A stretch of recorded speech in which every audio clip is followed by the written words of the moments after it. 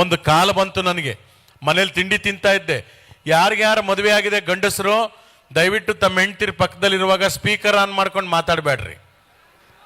ನಾನು ಇಷ್ಟೆಲ್ಲ ಹೇಳೋ ನಾನೇ ಅವತ್ತು ಸ್ಪೀಕರ್ ಆನ್ ಮಾಡಿಬಿಟ್ಟೆ. ಅವತ್ತು ಒಂದು ಹೆಣ್ಣಿನ ಧ್ವನಿ ಬಂತು, ಹಲೋ ಗೋಪಿ ಅವರಾ. ನನ್ನ ಹೆಂಡ್ತಿ ಅಲ್ಲಿ ಕೂತ್ಕೊಂಡು ತಿಂಡಿ ತಿಂತಾ ಇದ್ದವಳು ನನ್ನ ಪಕ್ಕ ಬಂದ್ಬಿಟ್ಲು. ಹಿಂಗ್ ಸಿಗ್ನಲ್ ಕೊಡ್ತಾಳೆ ಮಾತಾಡಿ ಅಂತ. ಅಂದರೆ ಬಾಯಿನೂ ಬಿಡ್ತಿಲ್ಲ, ಯಾರು ಕಂಡಿಡಿಯೋಣ ಅಂತ ಅವಳು ಹಿಂಗಂದ್ಲು. ನಾನು ಎಲ್ಲ ದೇವ್ರನ್ನೂ ಜ್ಞಾಪಿಸ್ಕೊಂಬಿಟ್ಟೆ, ಯಾವುದು ಹಳೆ ಕೇಸ್ ಓಪನ್ ಆಗದೆ ಇರಲಿ ಅಂತ ಹೇಳಿ ಅಂತಂದೆ. ಅಲ್ಲಿಂದ ಏನು ಹೇಳಬೇಕು, ಗೋಪಿಯವರೇ ನಿಮ್ಮ ವಯಸ್ಸು ತುಂಬ ಚೆನ್ನಾಗಿದೆ, ನಮ್ಮ ಮೇಡಮ್ಮು ನಿಮ್ಮನ್ನೇ ಬುಕ್ ಮಾಡಕ್ಕೆ ಹೇಳವ್ರೆ. ನನ್ನ ಹೆಂಡ್ತಿ ಹಿಂಗೆ ನೋಡ್ತಾ ಇದ್ದಾಳೆ. ನಾನು ಒಂದು ನಿಮಿಷ ಇರಮ್ಮ, ಹೇಳಿದ್ದು ಸುಳ್ಳಾಗಬಹುದು, ಕೇಳಿದ್ದು ಸುಳ್ಳಾಗಬಹುದು, ನಿಧಾನಿಸಿ ಯೋಚಿಸಿದಾಗ ನಿಜವೂ ತಿಳಿಯುವುದು. ಅಮ್ಮ ಏನು ಹೇಳ್ತಾ ಇದ್ದೀರಾ ಅಂದೆ. ಅದೇ ಸರ್ ವಯಸ್ಸು, ದೇವೇಗೌಡರು ಸಿದ್ದರಾಮಯ್ಯ ಥರ ಮಾತಾಡ್ತಿರಲ್ಲ. ಅಯ್ಯೋ ನಿಮ್ಮ ಬಾಯಿಗೆ ಇಟ್ಟಾಕ, ಅದು ವಯಸ್ಸಲ್ಲಮ್ಮ ವಾಯ್ಸು. ಅದೇ ಸರ್ ನಮ್ಮ ಮೇಡಮ್ ಬುಕ್. ನೀವ್ಯಾರು? ನಾ ಇಲ್ಲಿ ಮಹಿಳಾ ಸಂಘದ P1 dance Karnataka dance G ಕನ್ನಡದಲ್ಲಿ ಭಾಳ ಚೆನ್ನಾಗಿ ಡ್ಯಾನ್ಸ್ ಮಾಡ್ತಾ ಇದ್ರಿ. ಈಗ ನನಗೆ ಖುಷಿಯಾಗಿ ನಿಮ್ಮ ನಂಬರ್ ಸಿಕ್ತು, ಫೋನ್ ಮಾಡಿಬಿಟ್ಟೆ, ನಮ್ಮ ಮೇಡಮ್ಗೆ ಕೊಡ್ತೀವಿ ಅಂದರು. ಅಧ್ಯಕ್ಷಣಿ ಮೇಡಮ್, ಸರ್ ಮಹಿಳಾ ದಿನಾಚರಣೆಗೆ ಗೆಸ್ಟ್ ಆಗಿ ಬನ್ನಿ ಅಂದರು. ನಾನು ಯಾಕೆ ಮೇಡಮ್ ಮಹಿಳೆಯರು ಕರೆಸಿ ಅಂದೆ. ಇಲ್ಲ ಮಹಿಳೆಯರ ಬಗ್ಗೆ ಚೆನ್ನಾಗಿ ಮಾತನಾಡ್ತೀರಾ, ಪ್ರಾಣೇಶ್ ಅವರು ಬಂದಿದ್ದಾರೆ, ಮತ್ತು ಕೃಷ್ಣೇಗೌಡರು ಬಂದಿದ್ದಾರೆ, ಸುಧಾ ಬರ್ಗೂರು, ಮತ್ತು ನಮ್ಮ ಸಾಲುಮರದ ತಿಮ್ಮಕ್ಕ, ಎಲ್ಲ ಶ್ರೀಗಳು ಬಂದಿದ್ದಾರೆ, ನೀವು ವಿಶೇಷ ಗೆಸ್ಟು ಅಂದರು. ಖುಷಿ ಆಯಿತು. ದೊಡ್ಡ ಸ್ಟೇಜ್ ಅಂತ ಒಪ್ಕೊಂಡು ಅವತ್ತು ಹೋದೆ. ಎಂಟ್ರೆನ್ಸಲ್ಲಿ ಇಬ್ಬರು ಸೆಕ್ಯೂರಿಟಿ, ಅವರು ಲೇಡೀಸ್, ಬನ್ನಿ ಸರ್ ಒಳಗಡೆ ಅಂದರು. 4 ಜನ ಹೆಣ್ಣುಮಕ್ಳು ಹೂ ಕೊಟ್ಟರು. ಖುಷಿ ಆಯಿತು.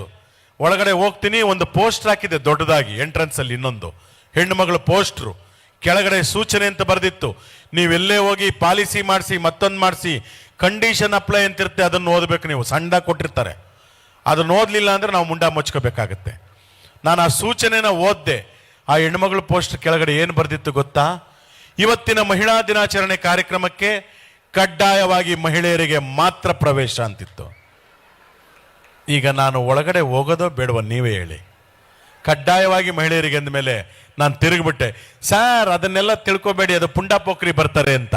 ನೀವು ಬನ್ನಿ ಸರ್ ಗೆಸ್ಟ್ ಅಂದರು. ವೇದಿಕೆ ಮೇಲೆ ಹೋದೆ, ಇದೇ ಥರ ಮಧ್ಯ ಕೂರಿಸಿದ್ರು. ಈ ಕಡೆನೂ ಲೇಡೀಸ್, ಈ ಕಡೆನೂ ಲೇಡೀಸ್, ಮುಂದೇನು ಲೇಡೀಸ್, ಮೈಕ್ನವರು ಲೇಡೀಸ್, ಕ್ಯಾಮ್ರಾದವರು ಲೇಡೀಸ್, ಎಲ್ಲ ಹೆಂಗಸರೇ.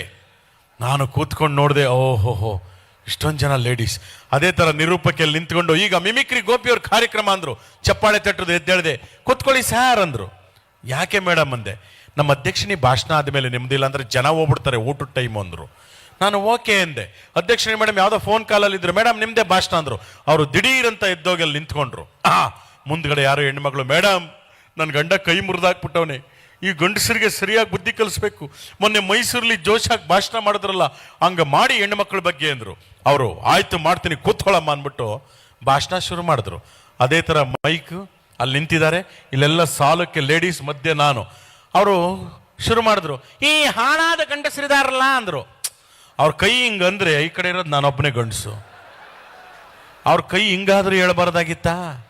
ಗೋಡೆ ಇತ್ತು ಪಾಪ. ಅವ್ರೇನೋ ಮಾತಿನ ಬರದಲ್ಲಿ ಈ ಹಾಳಾದ ಗಂಡಸರು ಅಂದರು, ಅಲ್ಲಿರೋದು ನಾನೊಬ್ಬ. ನಾನು ಫಸ್ಟ್ ಕೈ ಮಿಸ್ ಆಗಿದೆ, ಆಮೇಲೆ ಸರಿಯಾಗುತ್ತೆ ಅಂತ. ಸರಿಯಾಗಲೇ ಇಲ್ಲ.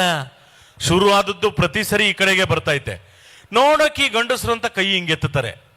ನೋಡೋಕೆ ಈ ಗಂಡಸರು ಎಮ್ಮೆ ಇದ್ದಂಗವೇ, ಕ್ವಾಣ ಇದ್ದಂಗವೇ, ಮುಳ್ಳಂದಿ ಇದ್ದಂಗವೇ.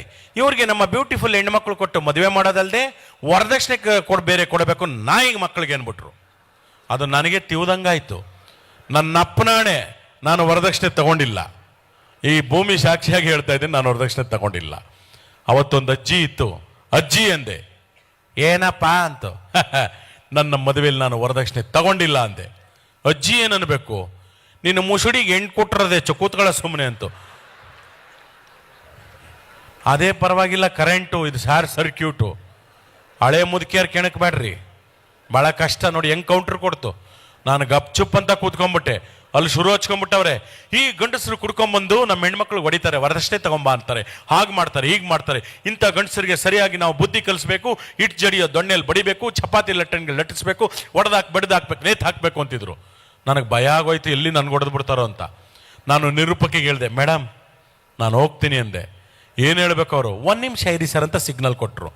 ಮೇಡಮ್ ಹತ್ರ ಹೋಗಿ ಅಧ್ಯಕ್ಷೆ ಮೇಡಮ್ ಅಂದರು. ಏನ್ರಿ ಮಿಮಿಕ್ರಿ ಗೋಪಿ ಅವರು ಬಂದಿದ್ದಾರೆ. ಇವತ್ತು ಅವರದೇ ಕಾರ್ಯಕ್ರಮ. ನೀವು ಒಂದೆರಡು ಮಾತಾಡಿ ಅವ್ರು ಕೊಡಿ, ಕಾಮಿಡಿ ಮಾಡಲಿ. ಮಧ್ಯಾಹ್ನ ಸೆಷನ್ಲಿ ಗಂಡಸರ ಬಗ್ಗೆ ರುಬ್ಬೋಣ ಅಂದರು.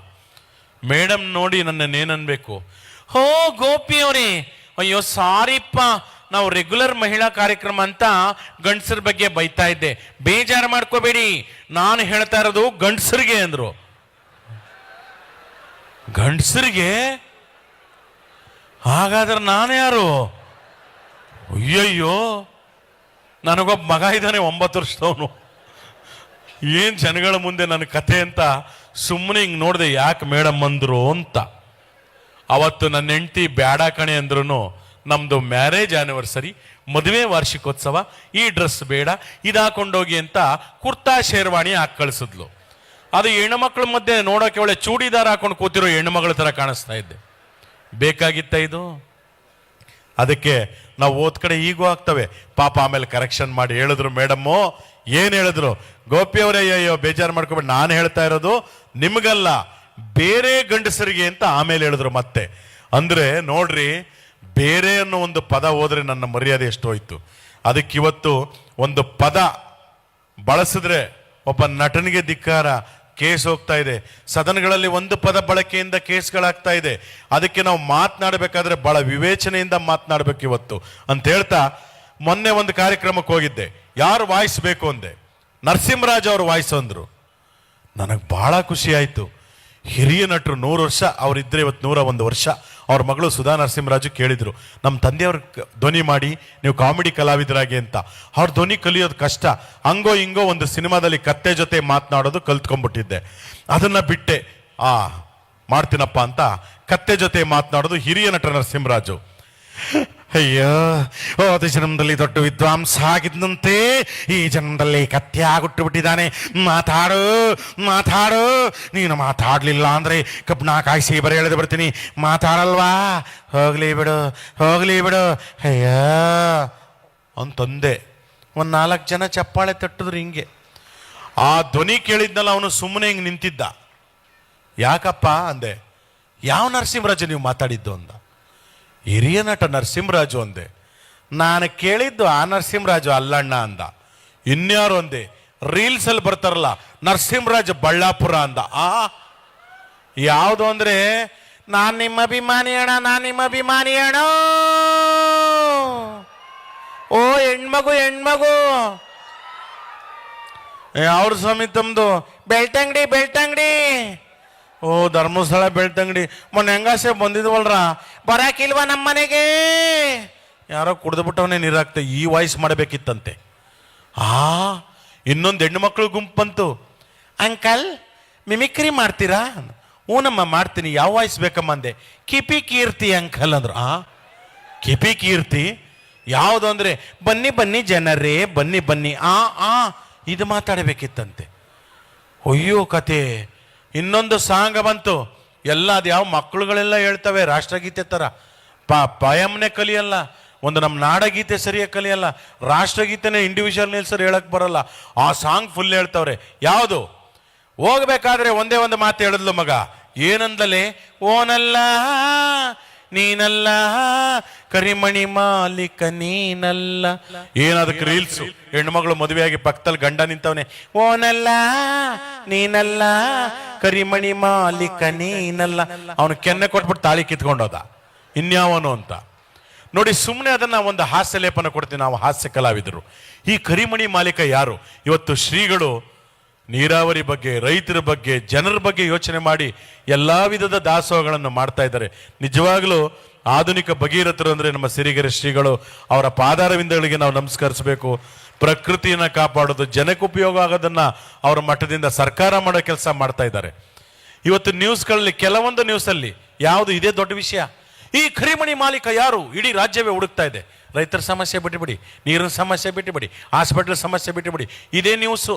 ಈ ಕರಿಮಣಿ ಮಾಲೀಕ ಯಾರು? ಎಲ್ಲ ಅದನ್ನೇ ನೋಡ್ತಾವ್ರೆ. ಯಾರು ಯಾರು ಗೊತ್ತಿಲ್ಲ. ಅದಕ್ಕೊಂದು ಮೈಕ್, ಒಂದು ಕ್ಯಾಮ್ರಾ.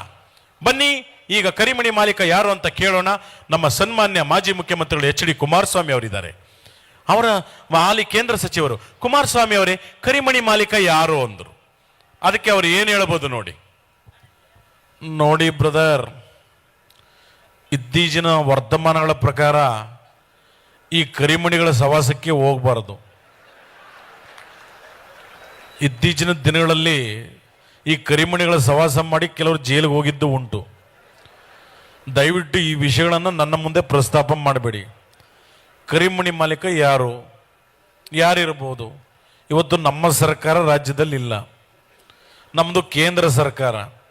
ದಯವಿಟ್ಟು ಸಿದ್ದರಾಮಣ್ಣವರು ಒಂದು ಫಂಡ್ ಕೊಟ್ಟರು, ಅಂಕಿಅಂಶಗಳನ್ನು ಕೋಟಿ, ಲಕ್ಷ, ಸಾವಿರ, 100 ಪೈಸೆಗಳ ಕರೆಕ್ಟಾಗಿ ಹೇಳ್ತಾರೆ. ದಯವಿಟ್ಟು ಅವ್ರನ್ನೋ ಕೇಳಿ. ನನಗೂ ಇದಕ್ಕೂ ಸಂಬಂಧ ಇಲ್ಲ, ನಾನು ಡೆಲ್ಲಿಗೆ ಹೋಗಬೇಕು, ನಿಖಿಲ್ ಬನ್ನಿಯಪ್ಪ ಹೋಗೋಣ ಅಂತ ಹೊಟ್ಟೋಗ್ಬಿಟ್ರು. ಇವರು ಸುಮ್ಮನೆ ಇರ್ತಾರಾ? ಮೈ ಕತ್ಕೊಂಡು ಸೀದಾ ಹೋದ್ರು. ಬನ್ನಿ, ಕುಮಾರಸ್ವಾಮಿ ಅವ್ರಿಗೂ ಗೊತ್ತಿರುವಂತೆ ಕರಿಮಣಿ ಮಾಲೀಕ ಯಾರು ಅಂತ. ಬನ್ನಿ, ಇಂದಿನ ಮುಖ್ಯಮಂತ್ರಿಗಳು ಸಿದ್ದರಾಮಯ್ಯನವರು ಬರ್ತಾ ಇದ್ದಾರೆ, ಅವ್ರನ್ನೇ ಕೇಳ್ತಾ ಇದ್ವಿ. ಸಿದ್ದರಾಮಯ್ಯನವರೇ, ಈ ಕರಿಮಣಿ ಮಾಲೀಕ ಯಾರು ಅಂದ್ರು. ಏಯ್ ಒಡೆರಿ ಕಪಾಲ್ಕ ಅವನಿಗೆ, ಕಳ್ಸಾಚೆಗ ಅವನ್ನ. ಏನಯ್ಯ ನಿನ್ ಪ್ರಶ್ನೆ? ಕರಿಮಣಿ ಮಾಲೀಕ ಅಲ್ಲ ರೀ. ರಾಜ್ಯದಲ್ಲಿ ರೈತರ ಸಮಸ್ಯೆಗಳಿದೆ, ನೀರಾವರಿ ಸಮಸ್ಯೆಗಳಿದೆ, ಬೇಕಾದಷ್ಟು ಆರ್ಥಿಕ ಮುಗ್ಗಟ್ಟಿದೆ. ಈ ಪ್ರಶ್ನೆ ಬಿಟ್ಬಿಟ್ಟು ಕರಿಮಣಿ ಮಾಲೀಕ ಪಂಚೆ ಹಾಕ್ತೀರಾ, ಮಾಂಸ ತಿಂತೀರಿ, ಇದೆಲ್ಲ ಪ್ರಶ್ನೆ ಏನ್ರಿ? ನಿನಗೆ ಮದುವೆ ಆಗಿಲ್ವೇನಯ್ಯ? ಹಾಗಾದ್ರೆ ನೀನೇ ಕರಿಮಣಿ ಮಾಲೀಕ. ನಿಂದೇನಪ್ಪ ಸಮಸ್ಯೆ? ಧರ್ಮಸ್ಥಳಕ್ಕೆ ಹೋದ್ ನನ್ನ ಹೆಂಡತಿ ಬಂದೇ ಇಲ್ಲ. ನೀವು ಉಚಿತವಾಗಿ ಬಸ್ ಮಾಡಿಬಿಟ್ರಿ, ಒಳ್ಳೆ ಯೋಜನೆ ಹೆಂಗಸರಿಗೆ. ಆದ್ರೆ ಹೆಂಗಸರುಗಳು ಮನೇಲೇ ಇರ್ತಾ ಇಲ್ಲ, ಬಸ್ ಹತ್ಕೊಂಡು ಬಟ್ಟೆ ಹಾಕೊಂಡು ಹೋಯ್ತಾವ್ರೆ. ಗಂಡಸರು ಊಟ ಮಾಡಿದೆ ಕಷ್ಟ ಆಗ್ಬಿಟ್ಟೈತೆ, ಅಡುಗೆ ಮಾಡ್ಕೊಡೋರು ಇಲ್ಲ. ಏನ್ ಮಾಡೋದು ಸಿದ್ದರಾಮಯ್ಯನವ್ರೆ? ಇಂದಿರಾ ಕ್ಯಾಂಟೀನ್ ಇಲ್ವೇನಯ್ಯ? ಹೋಗಿ 5 ರೂಪಾಯಿ ಕೊಟ್ಬಿಟ್ಟು ಊಟ ಮಾಡು. ಅಲ್ಲಪ್ಪ, ಈ ಹೆಂಗಸರು ಎಲ್ಲಿಗ್ರಿ ಹೋಗ್ತಾರೆ? ಪಾಪ ದೇವಸ್ಥಾನಗಳಿಗೆ ಹೋಗ್ತಾರೆ, ಇನ್ನೆಲ್ಲಿಗೂ ಹೋಗಲ್ಲ. ಏನಾದರೂ ಉಚಿತ ಬಸ್ ಸೇವೆನಾ ಈ ಗಂಡಸರು ಕೊಟ್ಬಿಟ್ಟಿದ್ರೆ ಎಲ್ಲ ಗೋವಾಕ್ಕೆ ಹೋಗ್ಬಿಡೋರು. ನಾವು ಸುಮಾರು 500,000 ಬಸ್ಗಳನ್ನ ಗೋವಾ ರೂಟಿಗೆ ಬಿಡಬೇಕಾಗದು.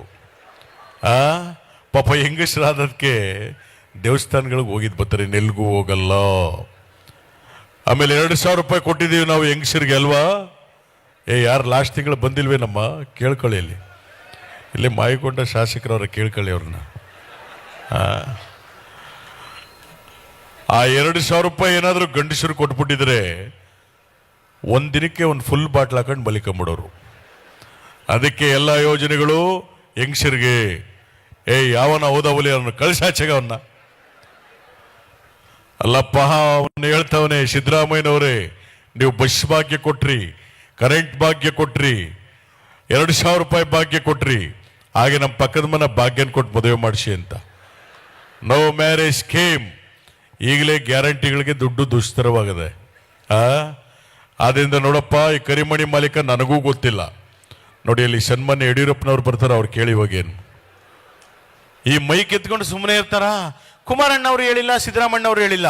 ಈಗ ಮುಂದಿನ ಪ್ರಶ್ನೆ ನಮ್ಮ ಮಾಜಿ ಮುಖ್ಯಮಂತ್ರಿಗಳು BS ಯಡಿಯೂರಪ್ಪನವ್ರ ಹತ್ರ ಹೋಗ್ತಾ ಇದೀವಿ. ಸರ್, ನೀವೇ ಹೇಳಿ, ಕರಿಮಣಿ ಮಾಲೀಕ ಯಾರು? ಬಂಧುಗಳೇ, ನಮ್ಮ ಅಪ್ಪನಾಡೆ ಗೊತ್ತಿಲ್ಲ ಸ್ವಾಮಿ, ಯಾರಿಗೆ ಕರಿಮಣಿ ಮಾಲೀಕ? ನಮಗೆ ವಯಸ್ಸಾಗಿದೆ, ಒಳ್ಳೆ ರಾಜಕಾರಣ ಮಾಡಿ ನಿವೃತ್ತಿ ಅಂಚಿನಲ್ಲಿದ್ದೇವೆ. ನಮ್ಮ ಮುಂದೆ ಬಂದು ಕರಿಮಣಿ ಬೆಳಿಮಣಿ ಅಂತ ಕೇಳ್ತಾರೆ, ನಾಚಿಕೆ ಆಗೋದಿಲ್ವೇನೋ? ಯಾರೇ ನಿಮ್ಮನ್ನು ಕಳಿಸಿದ್ದು? ಸರ್, ಹೌದಾವಲಿಯ? ಯಾರು ಹೌದಾವಲಿಯ? ಬಾಯಿ ಮುಚ್ಕೊಂಡು ಕೂತ್ಕೊಳ್ರಿ. ನಾನು ಹೌದಾವಲಿ ಅಲ್ಲ ಸ್ವಾಮಿ, ರಾಜಾವಲಿ, ರಾಜಾವಲಿ, ರಾಜಾವಲಿ. ಈಗ ಚಪ್ಪಾಳೆ ಕೊಟ್ರೆ ಪ್ರಯೋಜನ ಇಲ್ಲ, ಮುಂದಿನ ದಿನಗಳು ಸ್ವಲ್ಪ ಜೋರಾಗಿ ಕೊಡಿ. ಅದು ಬಹಳ ಸಂತೋಷ ಆಗ್ತಾ ಇದೆ. ಎಲ್ಲರಿಗೂ ನಮಸ್ಕಾರ. ಶ್ರೀಗಳ ಪಾದಾರವಿಂದ ನನ್ನ ನಮಸ್ಕಾರಗಳನ್ನು ತಿಳಿಸ್ತಾ ನನ್ನ ಮಾತನ್ನ ಮುಕ್ತಾಯ ಮಾಡ್ತಾ ಇದ್ದೀನಿ. ಯಾರಿಗೆ ಕರಿಮಣಿ ಹಾಕ್ತಾರೆ ಈ ಕಾಲದಲ್ಲಿ? ಎಲ್ಲ ಗೋಲ್ಡ್ ಚೈನ್ ಹಾಕೊಂಡು ಓಡಾಡ್ತಾರೆ. ಅದರಿಂದ ಅದಕ್ಕೂ ನಮಗೂ ಸಂಬಂಧ ಇಲ್ಲ ಸ್ವಾಮಿ. ಬೇರೆ ಯಾರನ್ನಾದ್ರೂ ಕೇಳ್ಕೊಳ್ಳಿ. ಎಲ್ಲರೂ ನಮಸ್ಕಾರ, ತಾಯಿ ನಮಸ್ಕಾರ, ಮಕ್ಕಳು ನಮಸ್ಕಾರ. ಅಂತೂ ಇಂತೂ ಅದು ಯಾವುದೋ ಒಂದು ಹೋಟೆಲ್ನಲ್ಲಿ ಸಿಕ್ಬಿಟ್ಟ. ಯಾರು? ಕರಿಮಣಿ ಮಾಲೀಕ ರಾವಲ್ಲ ಅಂತ ಒಂದು ಸಾಂಗ್ ಬಂದ್ಬಿಡ್ತು. ಅದಕ್ಕೆ ರೀಲ್ಸು ಒಂದು ಒಳ್ಳೆ ಕಾರ್ಯಕ್ರಮ. ನನಗೆ ಹೇಳಿದ್ರು, ಸರ್ ಪ್ರಕೃತಿ ಬಗ್ಗೆ ಮಾಡಿ ಅಂತ. ನಾನು ಹಲವಾರು ಧ್ವನಿಗಳಲ್ಲಿ ಪ್ರಕೃತಿ ಉಳಿಸಿ, ಕಾರ್ಖಾನೆ ರಾಸಾಯನಿಕ ನೀರುಗಳು ಇವೆಲ್ಲ ಸಮುದ್ರ ಸೇರಬಾರ್ದು ಅಂತೆಲ್ಲ ಮಾಡಿದೆ. ಎಷ್ಟು ಜನ ನೋಡಿದ್ದಾರೆ ಗೊತ್ತಾ? ಒಂದು 300ರಿಂದ 400 ಜನ ನೋಡವ್ರೆ. ಅದೇ ಏನಾದರೂ ಬೇರೆ ಥರ ರೀಲ್ಸ್ ಮಾಡಿಬಿಟ್ರೆ, ಅದ್ಯಾರೋ ಶರ್ಟ್ ಹರ್ಕೊಂಡ್ರು, ಬಟ್ಟೆ ಹರ್ಕೊಂಡ್ರು, ಬಟ್ಟೆ ಕಳ್ಸಿದ್ರು ಅಂದರೆ ಕೋಟಿ ನೋಡ್ತಾರೆ ರೀ ಅನ್ನ. ಅದರಿಂದ ಉಪಯೋಗ ಇದೆಯಾ? ನೋಡಿ, ಯಾವ್ದು ಕಡೆ ಆಕರ್ಷಿತರಾಗ್ತಾ ಇದ್ದೇವೆ ನಾವು. ಒಳ್ಳೇದಕ್ಕೆ ದಯವಿಟ್ಟು ನಮ್ಮ ಉಳಿವಿಕೆಗೆ, ನಮ್ಮ ಭೂಮಿಗೆ, ನಮ್ಮ ಪರಿಸರಕ್ಕೆ ದಯವಿಟ್ಟು ಒತ್ತು ಕೊಡಿ. ಆ ಥರದ ರೀಲ್ಸ್ಗಳನ್ನ ಹೆಚ್ಚೆಚ್ಚು ಮಾಡಿ ನೀವು ಅಂತ ಹೇಳ್ತಾ, ಈಗಂತೂ ಇಂತೂ ಸಿಕ್ಬಿಟ್ಟ ಯಾರು? ರಾಹುಲ್ಲ. ಅದು ಎಲ್ಲಿ? ಅದು ಯಾರೋ ಹೋಟ್ಲು. ಆಹಾ, ಒನ್ ಮೋರ್ ಅನ್ಬೇಕು ನೀವು. ಛಟಾಪಟ. ಈ ಕರಿಮಣಿ ಮಾಲೀಕ ಯಾರು ಹೇಳಮ್ಮ? ಕರಿಮಣಿ ಮಾಲೀಕ ರಾಹುಲ್ಲ. ಸಿಕ್ಬಿಟ್ಟ. ಅದಕ್ಕೂ ಒಂದು ಮೈಕು, ಒಂದು ಮೈಕ್ ತಗೊಂಡ್ರು, ಕ್ಯಾಮ್ರಾ. ಇಡೀ ರಾಜ್ಯವೇ ಖುಷಿ ಪಡೆಯುವ ವಿಚಾರ ಇನ್ಯಾವುದೂ ಇಲ್ಲ. ಇದೆ ಯಾವುದು? ಕರಿಮಣಿ ಮಾಲೀಕ ಸಿಕ್ಬಿಟ್ಟಿದ್ದಾನೆ, ಇವನು ರಾಹುಲ್ಲ ಅಂತ. ಬನ್ನಿ, ಈಗ ಇದ್ರ ಬಗ್ಗೆ ಹಂಚ್ಕೊಳ್ಳೋದಕ್ಕೆ ಬರ್ತಾ ಇದ್ದಾರೆ ನಮ್ಮ ಚಾಮರಾಜಪೇಟೆ ಜಮೀರ್ ಅಹಮದ್ ಖಾನ್ ಅವರು, ಅಜ್ಜುಮಂತ್ರಿಗಳು.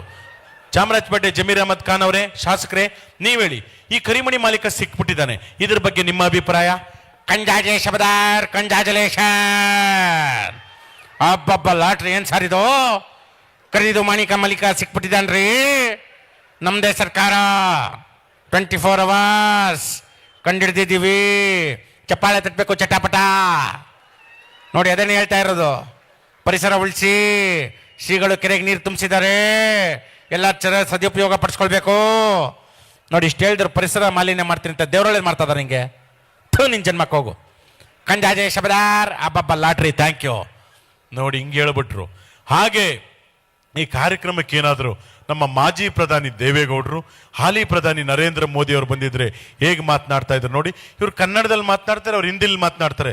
ನಾವು ಹಾಸ್ಯ ಕಲಾವಿದರು ಒಂಚೂರು ಹಾಸ್ಯ ಲೇಪನ ಕೊಡ್ತೀವಿ, ಆರೋಗ್ಯಕರವಾದಂಥ ಒಂದು ಹಾಸ್ಯವನ್ನು ಮಾಡ್ತೇವೆ. ಮೊದಲಿಗೆ ನಮ್ಮ ದೇವೇಗೌಡರು.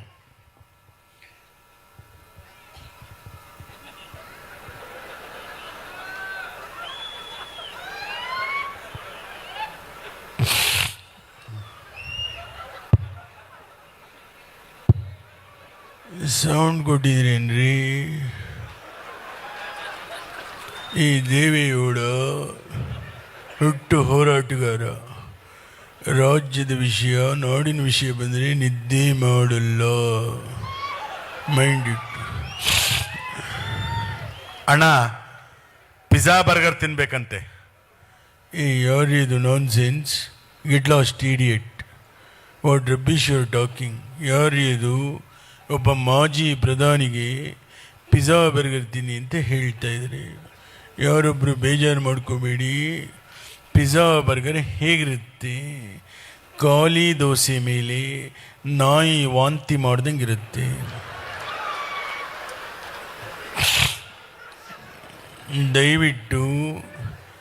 ದಯವಿಟ್ಟು ಕೇಳಿಸ್ಕೊಳ್ಳಿ. ಜಂಕ್ ಫುಡ್ ತಿನ್ನಬೇಡಿ, ರಾಗಿ ಮುದ್ದೆ ತಿನ್ನಿ. ದೇಹಕ್ಕೆ ತಂಪು, ತೋಳಿಗೆ ಬಲ. ಕೇಳಿಸ್ಕೊಳ್ರಿ, ನಮ್ಮ ಕಾಲದಲ್ಲಿ ರಾಗಿ ಮುದ್ದೆ ತಿಂದೊಬ್ಬ ಮನುಷ್ಯ 20 ವರ್ಷಕ್ಕೂ ಫಿಗರ್, 50 ವರ್ಷಕ್ಕೂ ಫಿಗರ್. ತುಮಕೂರಿನ ಸಿದ್ಧಗಂಗಾ ಶ್ರೀಗಳು ರಾಗಿ ಪದಾರ್ಥ ತಿಂದು 111 ವರ್ಷ ಬದುಕಿದ್ರು. ಅವ್ರಿಗೊಂದು ಚಪ್ಪಾಳಿ ತಟ್ಟಬಹುದು. ದಯವಿಟ್ಟು ಕೇಳಿಸ್ಕೊಳ್ಳಿ. ಈ ಕಾಲದಲ್ಲಿ ಬರ್ಗರ್, ಮಂಚೂರಿಯನ್, ಪಿಜ್ಜಾ ತಿಂದೊಬ್ಬ ಮನುಷ್ಯ 20 ವರ್ಷಕ್ಕೆ ಫಿಗರ್, 30 ವರ್ಷಕ್ಕೆ ಪ್ರೆಷರ್, 40 ವರ್ಷಕ್ಕೆ ಶುಗರ್, 50 ವರ್ಷಕ್ಕೆ ಡಮಾ. ಅದಕ್ಕೆಲ್ಲರೂ ರಾಗಿ ಮುದ್ದೆ ತಿನ್ನಿ. ನನ್ನ ಜೊತೆ ನರೇಂದ್ರ ಮೋದಿ ಅವರು ಬಂದಿದ್ದಾರೆ, ಬನ್ನಿ ಮಾತಾಡಿ. भाई और बहनों, हम सब भारतीय हैं। भाई और बहनों, भारत देश में भाषा अनेक, धर्म अनेक, भारत एक। एक भारत श्रेष्ठ भारत, एक भारत स्वच्छ भारत, सबका साथ, सबका विकास। देवेगौड़ा जी, ನಮ್ಮ ಅಪ್ಪನಾಣಿ ಹಿಂದಿ ಅರ್ಥ ಆಗಿಲ್ಲ.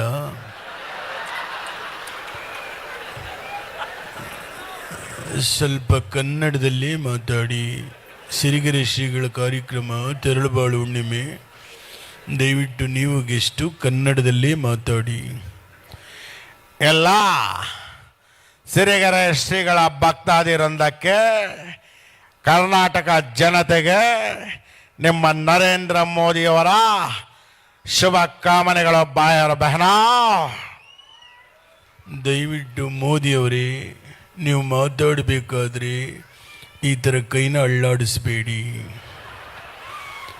ಯಾಕಂದರೆ 2 ವರ್ಷದ ಹಿಂದೆ ಕರ್ನಾಟಕದಲ್ಲಿ ಎಲೆಕ್ಷನ್ ಆದಾಗ ನೀವು ರೋಡ್ ಶೋಗೆ ಬಂದು ಕರ್ನಾಟಕದ ಜನಗಳ ಮುಂದೆ ಈ ಥರ ಕೈನ ಅಳ್ಳಾಡಿಸಿ ಜನ ಜಾಸ್ತಿ ಇದಕ್ಕೆ ಒತ್ತು ಬಿಟ್ರು.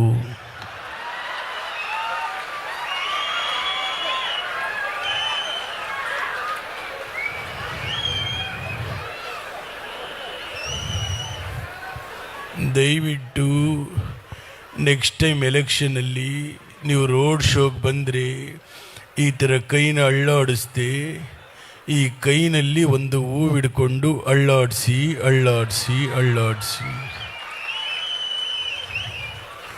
ನೋಡಿ, ಮೊನ್ನೆ ನೀವು ಮಾಡಿರೋ ಕೆಲಸಕ್ಕೆ ನಿಮಗೂ ಲಾಸು, ನಮಗೂ ಲಾಸು, ಏನೂ ಮಾಡೋಕ್ಕಾಗೋದಿಲ್ಲ. देवेगौड़ा जी क्या अच्छा है, आपको क्या अच्छा है? ಇದೇನು ಹೇಳಿದ್ರಿ ಇವರು? क्या अच्छा है आपको? ನಾನು ಚಹಾ ಕುಡಿಯಲ್ಲ, ಕಾಫಿ ಮಾತ್ರ. अच्छा तमाश. देवेगौड़ा जी क्या बात है? ನಾನು ರೈಸ್ ಬಾತ್ ತಿನ್ನಲ್ಲ, ರಾಗಿ ಮುದ್ದೆ ಮಾತ್ರ. ನಮ್ಮ ಮನೆಗೆ ಬನ್ನಿ, ರಾಗಿ ಮುದ್ದೆ ತಿನ್ನಿ. ಕರ್ನಾಟಕದ ರೈತರು ಬೆಳೆದಿರ್ತಕ್ಕಂಥ ರಾಗಿಗೆ ಒಳ್ಳೆ ಬೆಲೆ ಕೊಡಿ. ಕೊನೆಯದ ಒಂದು ಮಾತು ಹೇಳ್ತೀನಿ, ಆಡಿಸಿ ನೋಡು, ಬೀಳಿಸಿ ನೋಡು. 92 ವರ್ಷ ವಯಸ್ಸು ಉರುಳಿ ಹೋಗದು. ಎಲ್ಲರಿಗೂ ನಮಸ್ಕಾರ. ನಂದು 5 ನಿಮಿಷ ಸಣ್ಣ. ಹಾಗೆ ಈಗ ತಾನೇ ನಮ್ಮ ಮುಖ್ಯಮಂತ್ರಿ ಚಂದ್ರ ಸರ್ ಬಂದಿದ್ದರು. ಹಾಗೆ ನಮ್ಮ ದೊಡ್ಡಣ್ಣವರ ಅಳಿಯ ಈ ಚಿತ್ರದುರ್ಗ ಶಾಸಕರ ವೀರೇಂದ್ರ ಪಪ್ಪಿ ಸರ್ ಬಂದಿದ್ದರು. ನಮ್ಮ ದೊಡ್ಡಣ್ಣ ಅವರು ಮತ್ತೆ ಮುಖ್ಯಮಂತ್ರಿ ಚಂದ್ರ ಅವರು ಒಂದು ಸಿನಿಮಾದಲ್ಲಿ ಭಾಳ ನಗಿಸಿದ್ದಾರೆ. ಯಾವುದದು? ಸೂರ್ಯವಂಶ. ನಾನು ಬಂದಾಗ ಯಾವಾಗಲೂ ಹೇಳಿ ಅಂತಿರ್ತಾರೆ. ಈಗ ಆ ಸಿನಿಮಾದ ಒಂದು ಡೈಲಾಗ್ ನಿಮ್ಮ ಮುಂದೆ. ದೊಡ್ಡಣ್ಣ ಕೊಲಲೆ ಪಾಂಡುಕು ಬಾರದವು, ಕೊಲಲೆ ತೆಡಬಿದೆ ಸಖಿಸು ದಿನಬಿದೆ, ಜಿಗ್ ಚಾ ಜಿಗಿ ಜಿಗಿ ಚಾ, ಜಿಗ್ ಚಾ ಜಿಗಿ ಜಿಗಿ ಚಾ. ಓಹೋ, ಎಲ್ಲ ನನ್ನ ಸಿರಿಗೆರೆ ಭಕ್ತಾದಿಗಳಿಗೆ ಅಪ್ಪ ಅವ್ರ ಪಾದಿಗೆ ನಮಸ್ಕಾರ ಹೇಳ್ತಾ ಶರಣು.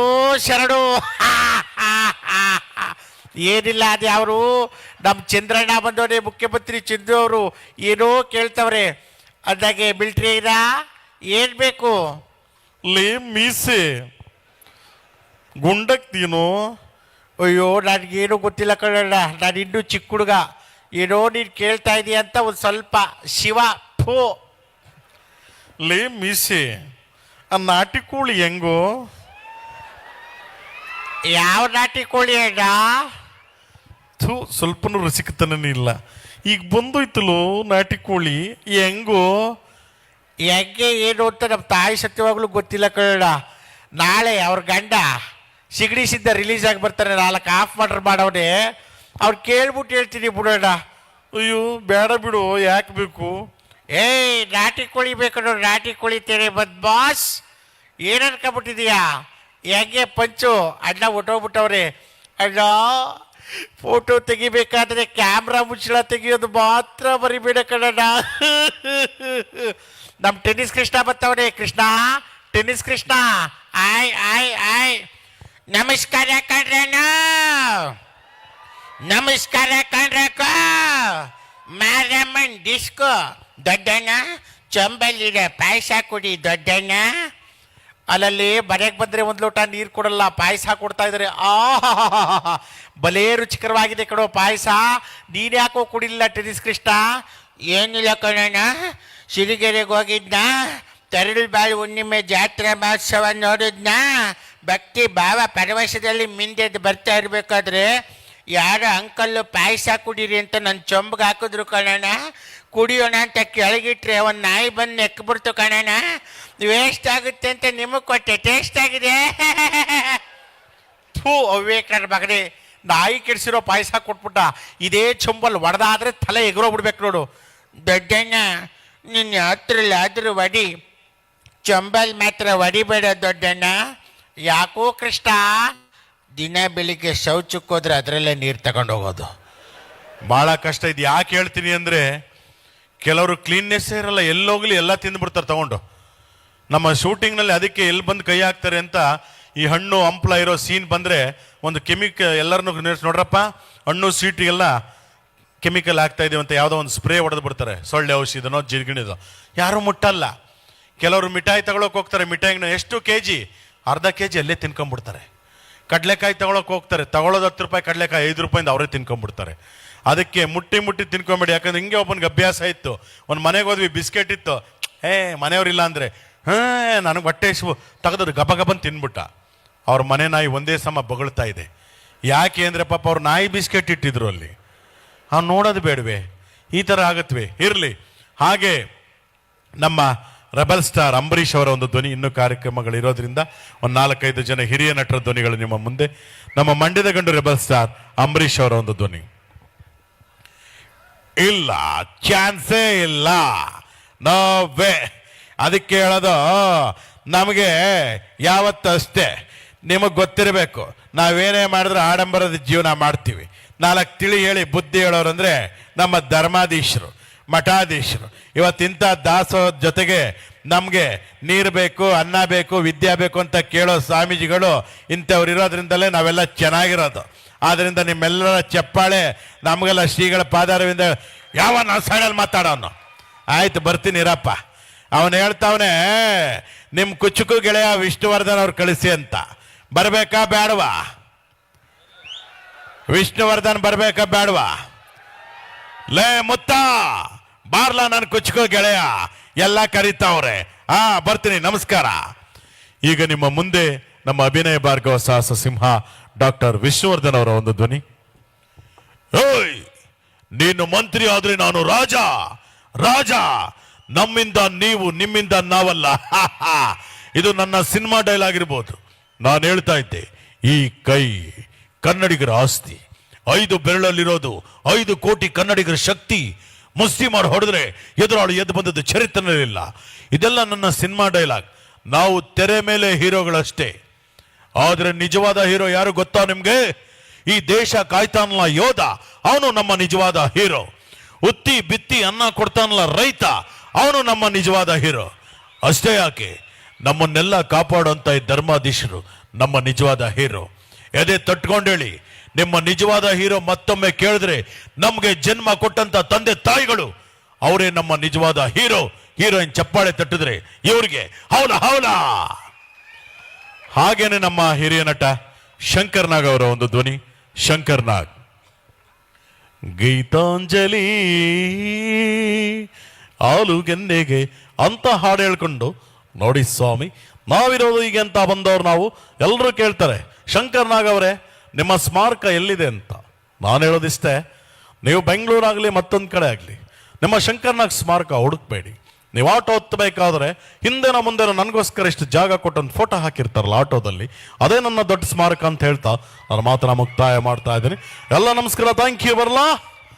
ಹಾಗೇನೆ ವರ್ಣಟ ಪದ್ಮಭೂಷಣ ಗಾನ ಗಂಧರ್ವ ರಸಿಕರ ರಾಜ ಡಾಕ್ಟರ್ ರಾಜ್ಕುಮಾರ್.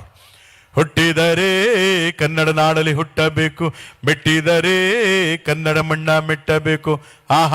ಕನ್ನಡದ ನೆಲ ಚಂದ, ಜಲ ಚಂದ, ಕನ್ನಡಿಗರ ಮನಸ್ಸು ಬಹಳ ಅಂದ. ನಾವು ಯಾವ ಜನ್ಮದ ಪುಣ್ಯವೋ, ಯಾಕಂದ್ರೆ ಕರ್ನಾಟಕದಲ್ಲಿ ಇರುವಂತ ಆ ಸಂಸ್ಕೃತಿ, ಯಾವುದು ನಮ್ಮ ದೈವ ಪರಂಪರೆ, ಮಠಗಳ ಪರಂಪರೆ, ಇವೆಲ್ಲವೂ ನಮ್ಮನ್ನ ಚೆನ್ನಾಗಿ ನೋಡ್ಕೊಳ್ತಾ ಇದೆ. ಇಡೀ ಭಾರತ ದೇಶದಲ್ಲಿ ಒಂದು ಒಳ್ಳೆ ರಾಜ್ಯ ಅಂದ್ರೆ ಅದು ನಮ್ಮ ಕರ್ನಾಟಕ ಅಲ್ವೇ? ನಿಮ್ಮ ರಾಜಕುಮಾರ ಎಲ್ಲೂ ಹೋಗಿಲ್ಲ, ಇಲ್ಲೇ ಎಲ್ಲಿ ಚಪ್ಪಾಳೆ ಕೊಡ್ತಿರೋ ಅಲ್ಲಿ ಒಬ್ಬ ರಾಜಕುಮಾರ ಇರ್ತಾನೆ. ನಾನು ಹೇಳ್ತಾ ಇದ್ದೆ ಅಭಿಮಾನಿ ದೇವರುಗಳು ಅಂತ. ಈ ಅಭಿಮಾನಿ ದೇವರುಗಳು ನಮ್ಮ ಪುನೀತ್ ರಾಜ್ಕುಮಾರ್ನ ನೀವುಗಳ ದೇವರು ಅಂತ ಹೇಳಿದ್ರಲ್ಲ. ನಾವು ದೇವ್ರ ಕೆಲಸ ಮಾಡಿಲ್ಲ, ನಟನೆ ಮಾಡಿದ್ದೀವಿ ಅಷ್ಟೇ.